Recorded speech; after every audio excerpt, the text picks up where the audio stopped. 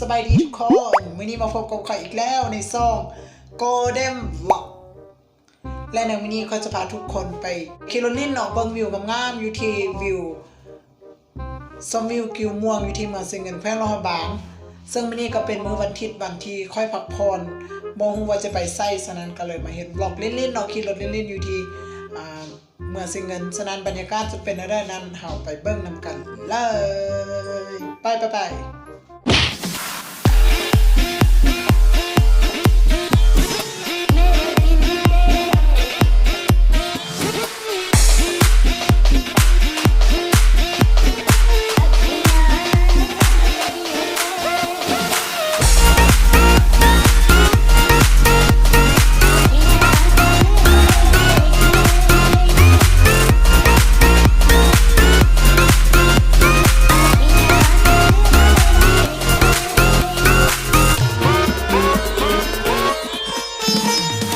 เขาจะไปฮอดวิวชมวิวกิวม่วงเขาก็มาอยู่เห็นจุดที่ว่าเขาเจ้าสร้างใหม่เนาะที่เป็นแหล่งท่องเที่ยวเขาเจ้ากับปลูกตูบแต่ละตูบซึ่งเขาเจ้าเฮ็ดก็เป็นแบบธรรมชาติเฮ็ดมาจากหญ้าขาวนะแต่ว่าเขาเจ้าเฮ็ดเป็นหญ้าเป็นไม้โป่งไม้สักเนี่ยเฮ็ดเป็นธรรมชาติเป็นตูบอีกจังหน่อยถ้าว่าตอนนี้เขาเจ้ากำลังสร้างตัวอย่างบ่สำเร็จเนาะถ้าว่าสำเร็จเขาจะมาเที่ยวนำกันอีกเนาะ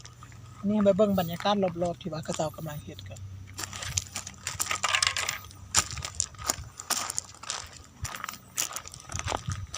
คือเราจะไปย่างเบิ่งบอนที่เขาเจ้าเฮ็ดตูบที่ว่าแล้วเนาะมีประมาณ2-3ตูบอยู่พุ่นเนาะว่าเขาเจ้าเฮ็ดแล้วมันจะ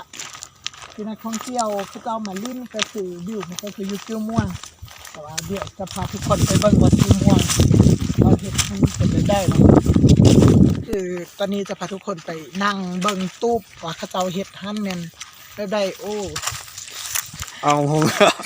ก็เจ้าตอนหับว่าเดี๋ยวมึงหงบ่เอานะมึงหงก็เจ้าปะไว้นี่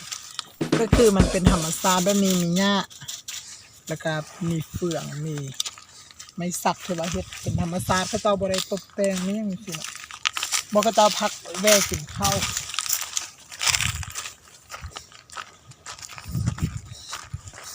นี่มันอย่างรีวิวด้วยเห็นบ่ Oh no บ่ทุกคนอันนี้ก็เป็นวัสดุที่ว่าเขาเจ้ามากินข้าวแล้วก็ทิ่มแบบสะสายแบบนี้เนาะแนะนำด้วยว่าให้ต้องทิมแบบไหนคือเราต้องเอาทุกอย่างไม่ยังหมาสิเขาทิ่มเขากับบดทิ่มสะสายแบบนี้เขาต้องมีทุกอย่างยาวสิเขากินเพื่อเขาเป็นนักท่องเที่ยวนะถ้าหน้าที่ค่อยการมาเที่ยวคนนึงเนาะที่ว่ากินอยู่ไส้ที่เขาบ่ต้องทิ่มสะสายฉะนั้นวันนี้เขาจะมาเฮ็ดกิจกรรมนึงเนาะก็คือเก็บขี้เหงื่อเชี่ย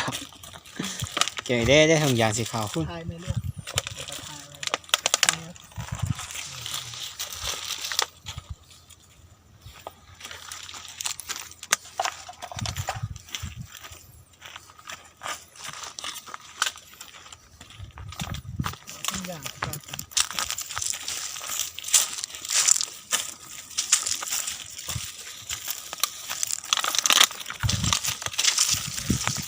สร้างความดีให้แก่สังคม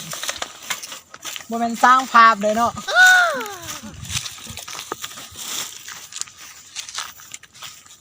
แล้วมันเก็บว่าขี้เหงื่อเปียก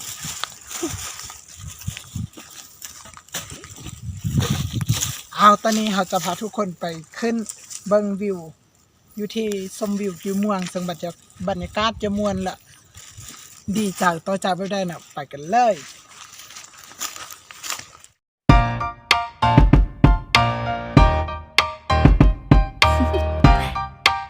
Do you want to know? Well, I've been thinking about you, and I think I have to listen, because the sun is up, it's a beautiful day. My beginning will be as bright as the sun. Come, won't you come along? And it feels so bright, it's like luck is raining on me.Go and follow your heart. Doesn't matter how. ทาดาดานตอนนี้เราก็มาฮอดวิวซาลาวิวกิวม่วงกันแล้ว และตอนนี้เราจะพาทุกคนไปเบิ่งว่าบรรยากาศอยู่วิวกิวม่วงจะเป็นเอาได้นั้นมาติดตามค่อยเลยมานำค่อยเลยเนาะ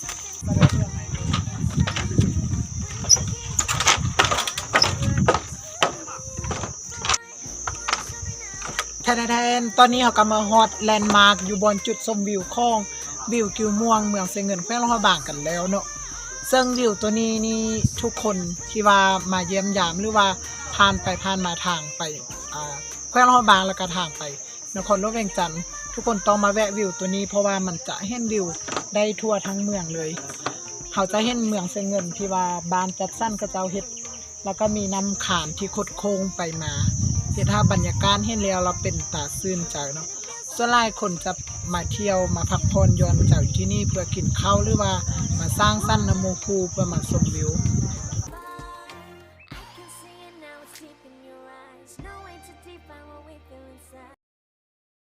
และนาวิวกิวม่วงนี่ก็มีร้านสะดวกซื้อเนาะที่ว่าเขาเจ้าขายเป็นพีชเครื่องดื่มเป็นเป๊ปซี่น้ำดื่มหรือว่าเป็นเบียร์M100แม่นต่างๆที่ว่าคนมาผักเขาเจ้าก็จะได้ใช้ความสะดวกเนาะก็มีกล้วยสุกเป็นค่ายกล้วยนะกล้วยสุนังเลยค่ายสุก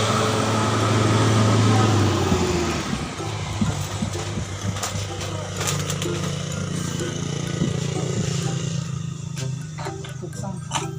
เอาซ่อมถูกน้ำดื่มเนาะกระเจ้ากระค่าปกติทั่วไปตุกละ3,000 กีบเลยซื้อมาซ่อมตุก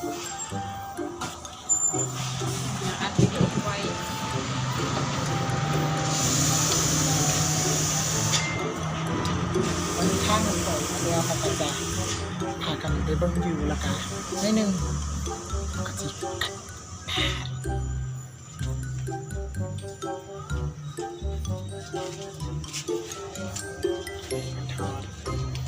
มาถึงแล้วบล็อกค่อยๆกัดจบลงเนาะจึงเป็นบล็อกสั้นๆเฮาบ่ได้สร้างเป็นคลิปที่ใหญ่แต่ว่าเฮามาพักผ่อนเป็นมื้อวันเสาร์วันอาทิตย์จากการเฮ็ดเวียกวันนี้ค่อยก็ขี่รถจากโรงพยาบาลมาวิวซาลาวิวกิวม่วงนี่ก็ประมาณ30 กิโลเมตรโดยการมาเฮ็ดบล็อกลิ้นๆซื่อๆโดยการมาเพิ่นเบิ่งวิวเนาะซึ่งมาพบกันในบล็อกหน้าสำหรับบล็อกนี้ก็ขอฝากซองหมู่ของค่อยนั่นก็คือซองชิคเก้นพายแล้วก็ซองของค่อยเองที่เป็นซองให้ข้อคิดดีๆนั่นก็คือซองโกลเด้นสตูดิโออยู่นี่เลยนะให้ทุกคนฝากติดตามไว้สำหรับบล็อกนี้ข้อกล่าวคำว่าสบายดี นกงามแท้